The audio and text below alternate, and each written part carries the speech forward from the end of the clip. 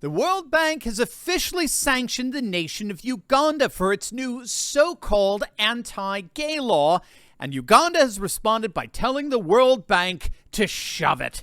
The sanctions are in response to the Ugandan parliament overwhelmingly passing a bill that in effect bans LGBT identities from their nation and imposes severe punishments for violations related to same-sex relations. According to the officials at the World Bank, quote, Uganda's Anti-Homosexuality Act fundamentally contradicts the World Bank Group's values. We believe our vision to eradicate poverty on a livable planet can only succeed if it includes everyone irrespective of race, gender, or sexuality. And so until Uganda rescinds this law, they will not be receiving any more loans from the World Bank. Now, ironically, this sanctioning is happening at the exact same time, you may have seen this, that the nation of Iraq has banned the media from using the term homosexual. Did you see this? They've banned the term homosexual. The media from now on in Iraq are required to use the term, I kid you not, sexual deviant. It's being widely reported the nation that we supposedly liberated to make into a woke jewel of democracy has banned the term homosexual from their media and are now requiring that reporters refer to them as sexual deviants. I mean, gang, you can't make this stuff up. Now, what's the World Bank going to be doing with them? Or how about Saudi Arabia? Or the more than 38 African nations that openly ban same-sex relations? And this explicit hypocrisy goes even deeper. I came across this tweet. I thought it was brilliant.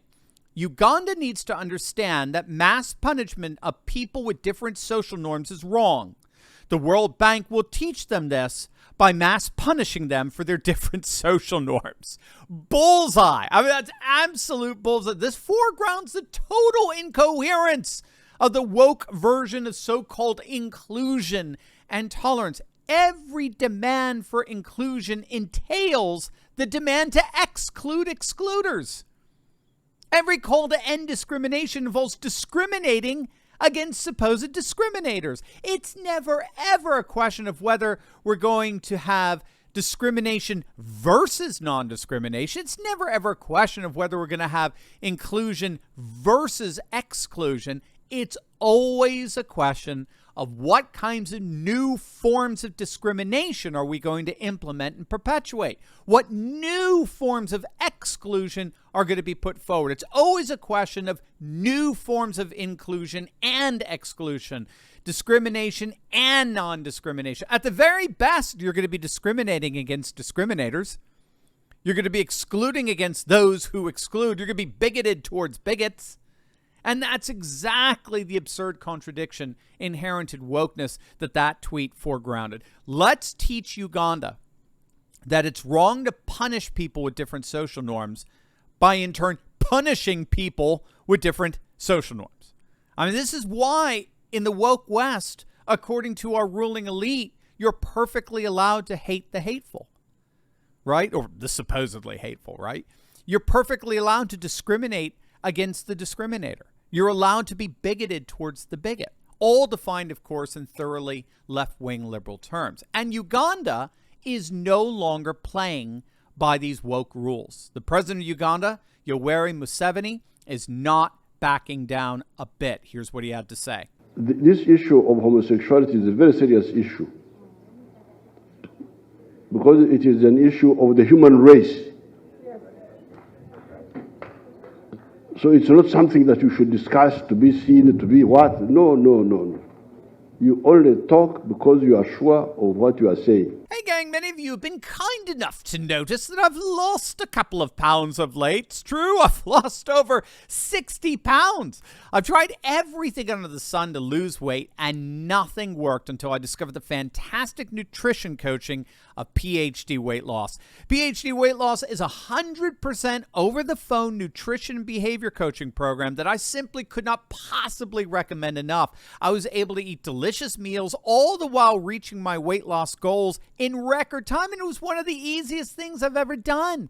They completely take out all the guesswork behind what, when, and how much to eat. They make the process painless, simple, and as easy as possible. Dr. Ashley Lucas, she's helped thousands achieve their health goals for the last 15 years. And the best part about PhD is that once you hit your goal weight, your maintenance support is free. So when you need that little help of readjusting, if you start gaining those pesky pounds back, there's nothing to worry about. They got your back. Make sure to click on that link below right now. Join myself as well as thousands of other patriots who are taking back control of our health. We know the demons at Davos want us docile and unhealthy so as to remain complacent against their agenda, but your health goals are very much in reach. Speak to the very people who helped me and become my healthiest self by clicking on that link below right now.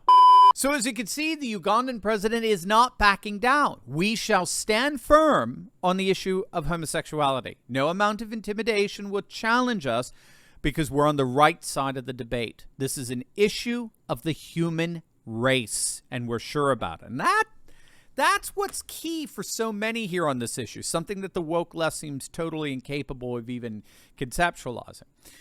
The profound demographic consequences of what's called liberal lifestyle values, right? One of the fundamental reasons why the secular West is demographically dying, all the while the post-secular African continent is demographically surging with the highest population growth on the planet.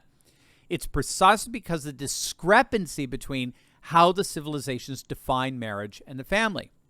While the liberal West has defined marriage and the family largely as a mere lifestyle choice, nothing more, Africans continue to define marriage and the family traditionally in accordance with timeless religious custom. And they have no intention of turning their backs on that which is considered sacred and eternal. Certainly not for a few $1 billion from a bunch of woke activists over at the World Bank. And as it turns out, they don't have to. Once again, we're seeing the ultra-Orthodox Russian Federation emerge as a savior for Africa.